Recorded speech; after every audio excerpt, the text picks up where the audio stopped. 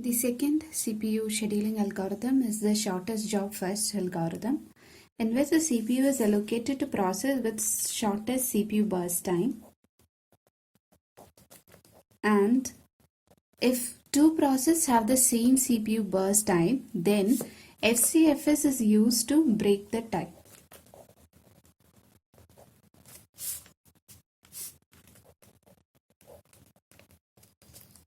Okay, so shortest job first, consider CPU burst time for allocating the process, and whenever there is two processes of the same burst time, FCFS is used to break the tie.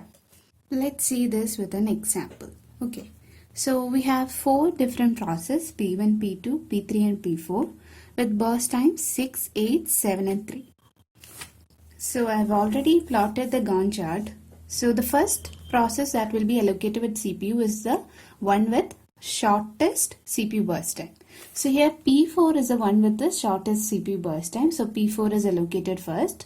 Then P1 will be allocated because it has 6. So P1 will be allocated. Then P3 and at last P2 will be allocated. Now let's see what will be the average waiting time. For P4, the waiting time is 0. For P1, it is 3. For P3, it is 9. And for P2, it is 60. So adding this up and dividing it by 4, you will get 7 milliseconds. If you're considering FCFS, it would be 10.25 milliseconds. Let's see how. So here, the first process that will be allocated would be P1. So if P1 is allocated, it will go up to 6 milliseconds, and after that P2 will be allocated, which has 8 milliseconds of execution, which makes it 14, then P3 and P4. So finding the average waiting time, you see that it is 0 plus 6 plus 14 plus 21 divided by 4, which is 10.25. From this example, you can see that SJF is more better than FCFS. Okay, so SJF algorithm is probably optimal in that it gives the minimum average waiting time for a given set of process. But there is a difficulty in SJF. So the difficulty is that knowing the length of the next CPU request is not that easy.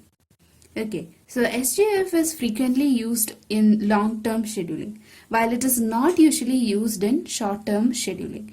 Why? Because is that the CPU burst of the next process is very difficult to find in short time scheduling. Okay, so what you can do is that you can simply predict that this would be the CPU burst time of the next process. You can just guess it. So how do you should have a scientific formula even for guessing. Okay, so we are using an exponential average to guess the CPU burst time of the next process. Okay, so this is a formula tau n plus 1 is equal to alpha t of n plus 1 minus alpha tau of n. In this equation, tau of n is the CPU burst of the next process. We are predicting tau of n plus 1. Okay, and tau of n is the CPU burst average of all the process that has been executed. Okay, ഇതുവരെ execute ചെയ്ത എല്ലാ പ്രോസസ്സുകളുടെയും C P U ബേസ്റ്റിൻ്റെ ഒരു average ആണ് T of n. Okay, T of n is the C P U burst of the process that has just executed. തൊട്ട് മുൻപ് execute ചെയ്ത് കംപ്ലീറ്റ് ചെയ്ത പ്രോസസ്സിൻ്റെ സി പി യു ബേസ്റ്റ് ആണ് T of N.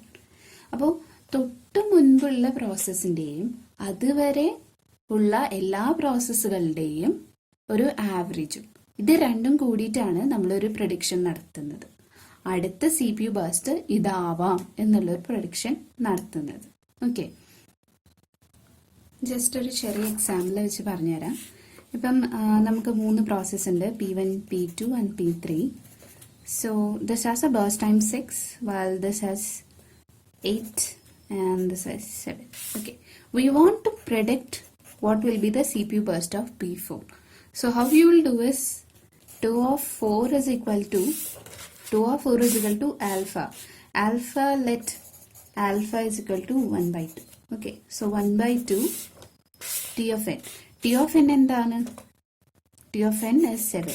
Okay, so 7 plus 1 minus half into, say our T of n is equal to 7.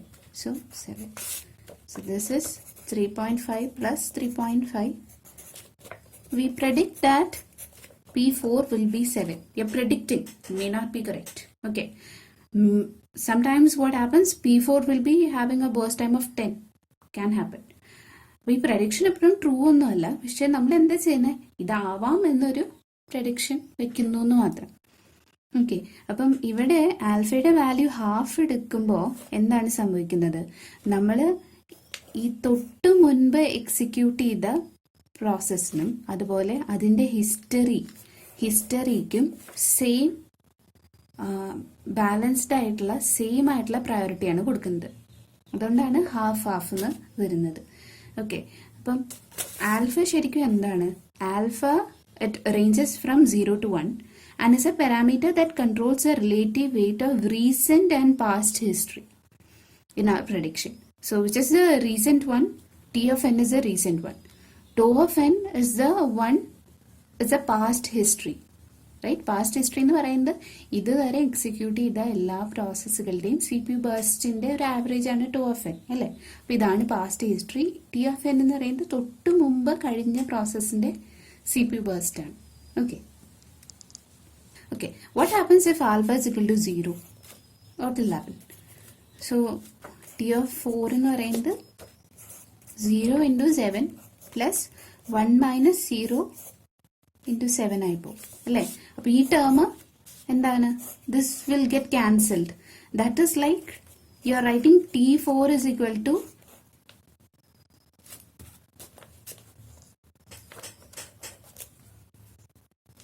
1 into 2 of 3, right? That is what you are writing. Is equal to 1 into 7. Okay, അതായത് നമ്മൾ എഴുതുന്നത് 2 of 4 is equal to 2 of 3 എന്നാണ് എഴുതുന്നത്. അപ്പം നമ്മൾ തൊട്ട് മുമ്പ് കഴിഞ്ഞ ആ പ്രോസസ്സിന് ഒരു ഇമ്പോർട്ടൻസും കൊടുക്കുന്നില്ല. എപ്പോ? ആൽഫ 0 ആകുമ്പോൾ. ആൽഫ 1 ആകുമ്പോൾ എന്ത് സംഭവിക്കും? T of 4 is equal to 1 into 7 plus 1 minus 1 into 7. ഇതെന്ന് പറയുന്നത് T of n-ഉം ഇതെന്ന് പറയുന്നത് 2 of n-ഉം ആണ്. Okay, that is according to the formula, right? So when you are writing this, what happens? This term get cancelled. So you are literally writing T of 4 is equal to T of n which here is 3, right? So you are not considering any past history. You are simply writing ഇനി വരാൻ പോകുന്ന പ്രോസസ്സിന് തൊട്ട് മുമ്പുള്ള പ്രോസസ്സിന്റെ അതേ CPU burst time ആയിരിക്കും എഴുതുന്നതാണിത്. Okay, അപ്പോൾ alpha equal to 1 ആകുമ്പോൾ you are saying തൊട്ട് മുമ്പുള്ള പ്രോസസ്സിന്റെ അതേ CPU ബേസ്റ്റ് ടൈം.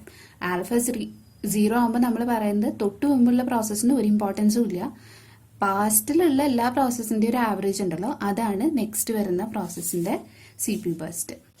അപ്പോൾ ഇത് രണ്ടും കറക്റ്റ് ആണെന്ന് നമുക്ക് പറയാൻ പറ്റില്ല. കുറച്ചുകൂടി പ്രിഫറബിള് നമ്മൾ ആൽഫ ഹാഫ് എടുക്കുമ്പോഴാണ്. കാരണം അപ്പോൾ you will give equal priority to both the recent and the past history of CPU burst times.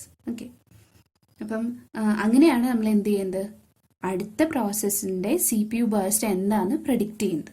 Okay, ഈ പ്രഡിക്ഷനൊക്കെ എവിടെയാണ് ആവശ്യം വരിക? അടുത്ത വരുന്ന പ്രോസസ്സിന്റെ CPU ബേസ്റ്റ് എത്രയാണെന്ന് കണ്ടുപിടിക്കാൻ പറ്റുന്നില്ലെങ്കിലാണ് will go for prediction.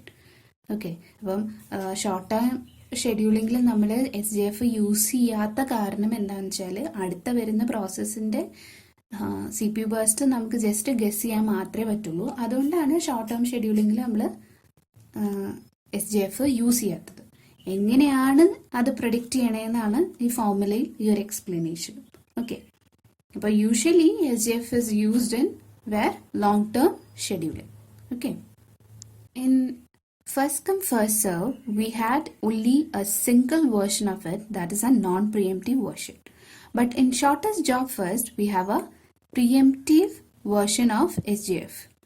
So we'll understand it with an example.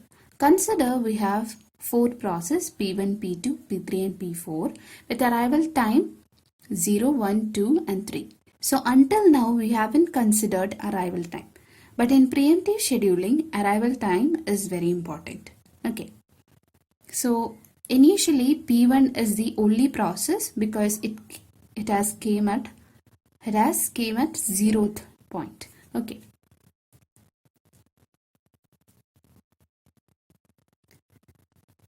So initially P1 is the only process and it came at 0th time. So the CPU is allocated to P1. So P1 is allocated first. When it becomes 1 millisecond, what happens? Another process, say P2 has arrived at 1 and its burst time is 4. So now we have a problem. What is our problem? Here at 1 millisecond, P1 has executed 1 millisecond and became 7 millisecond more.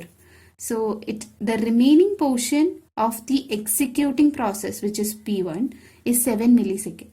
But the new process is having 4 millisecond as its burst time.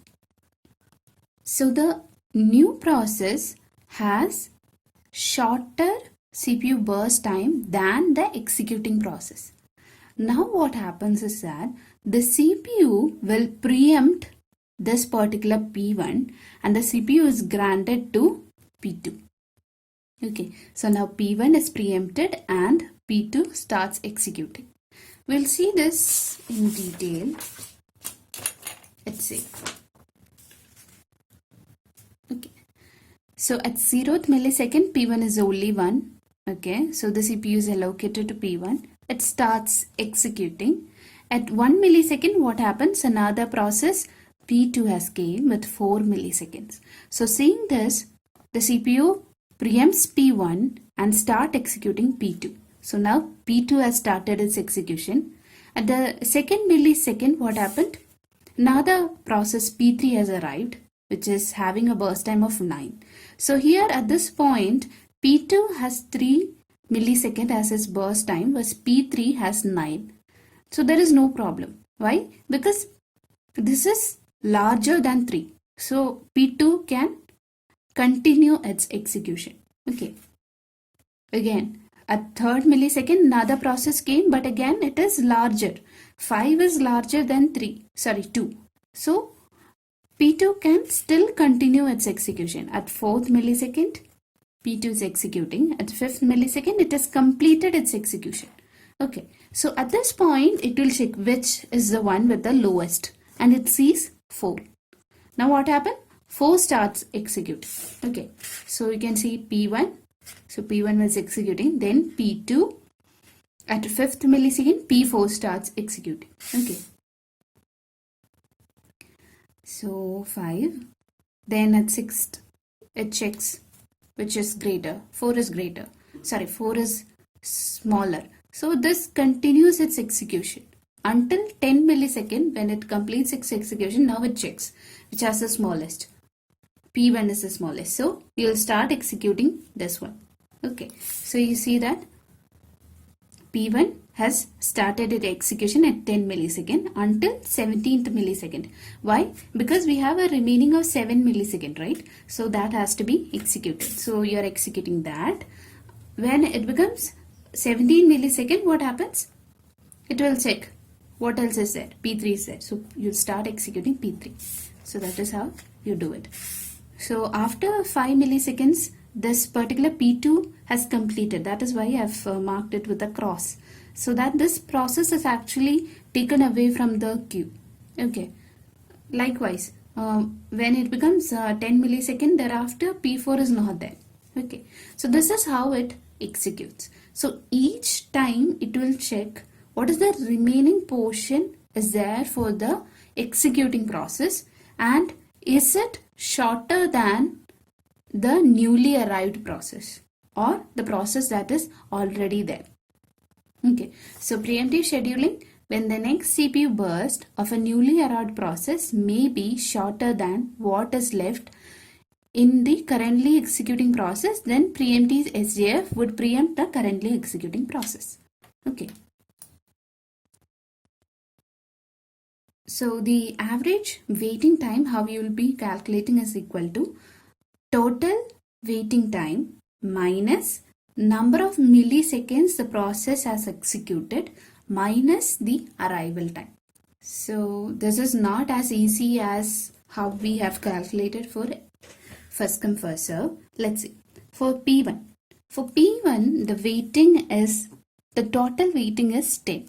So 10, the number of milliseconds that is executed. How much milliseconds have been executed? Here it is, before this waiting, only 1 millisecond is executed. So you'll write 1. Then arrival time. Arrival time is what? 0. So you'll write 0. Okay. Plus. Now for P1. For P1, average waiting time. Sorry, total waiting time is 0, right? Because P1 is the first one to start.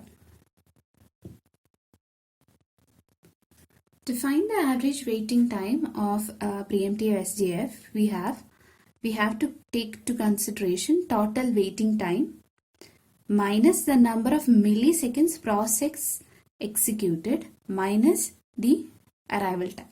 Let's see. So considering P1, the total waiting time is 10 milliseconds.